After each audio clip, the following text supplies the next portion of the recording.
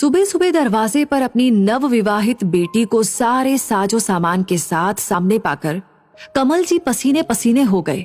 हे भगवान, ये क्या है तान्या? सारे सामान को लेकर ससुराल से वापस क्यों आ गई? 2 महीने भी नहीं हुए शादी को, ऐसी क्या बात हो गई? तभी पीछे से तान्या की माँ उषा चिल्लाते हुए आई। हाय मेरी बेटी को क्या हुआ? तू ठीक तो है ना?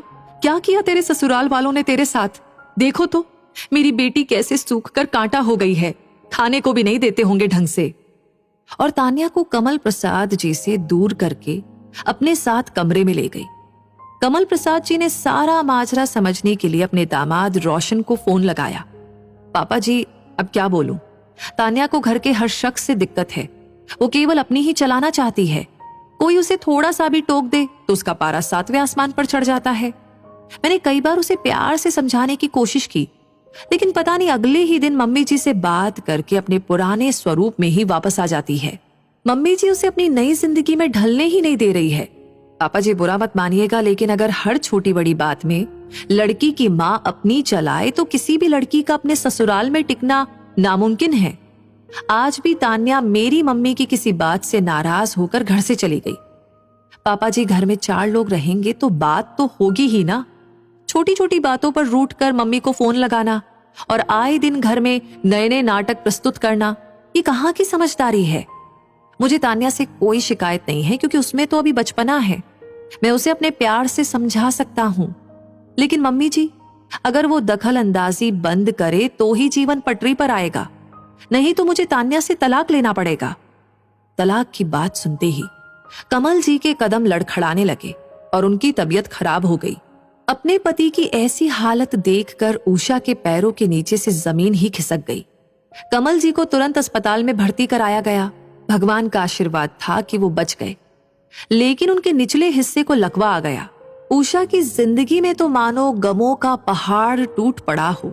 2 दिन के बाद कमल प्रसाद जी बोलने की सिचुएशन में आए तो उषा को बोले, देखो तुम्हारे बोए बीज से आज क्या फसल उगी है।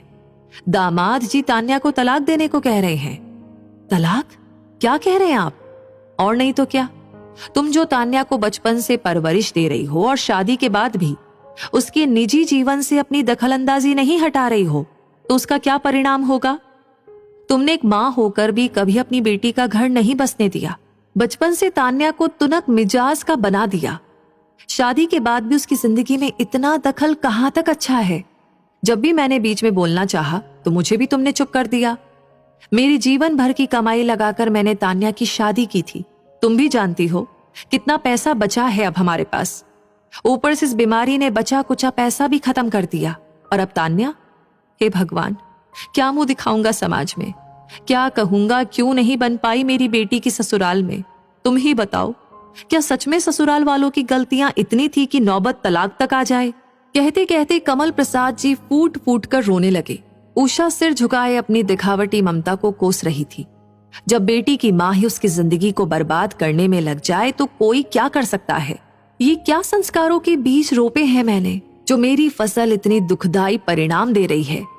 बड़ी हिम्मत करके उषा अगले ही दिन अपनी बेटी तान्या को उसके ससुराल में लेकर गई। उन्हें वहां देखते ही रोशन दौड़ पड़ा।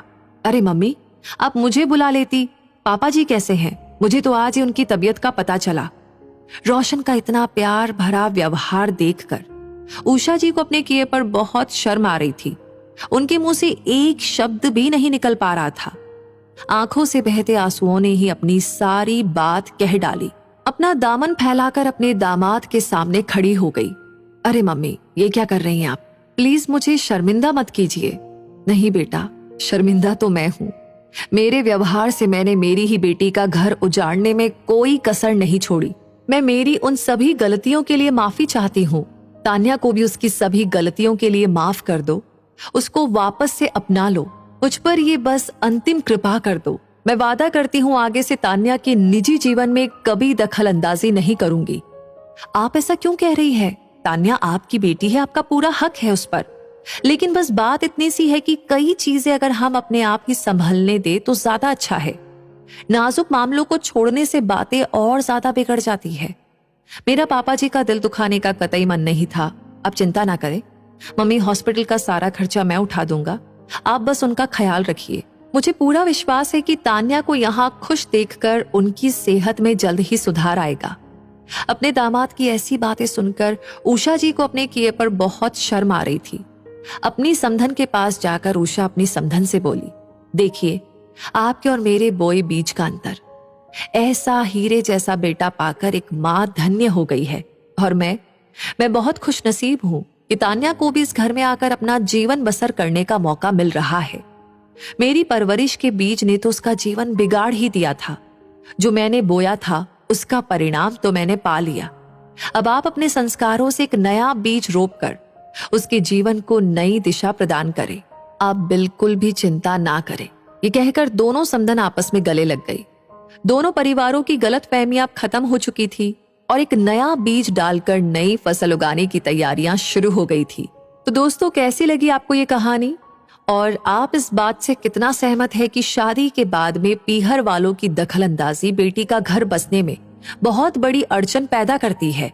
एक औरत को हमेशा से 2 घरों को संभालना होता है। ऐसे में उसके व्यवहार में परिपक्वता का होना बहुत जरूरी है। वैसे कुछ और भी बातें हैं जो आप जोड़ना चाहेंगे अपने एक्सपीरियंस से, अपने अनुभव से, तो प्लीज कमेंट सेक्शन में आप हमारे साथ जरूर से शेयर करें। और ये कहानी अगर आपको अच्छी लगी हो, आपने लाइक किया है, तो प्लीज इसे शेयर करना बिल्कुल ना भूले। मिलेंगे बहुत जल्दी ही नई कहानियों के साथ। तब तक के लिए हमारे पेज को फॉलो करना ना भूले। धन्यवाद।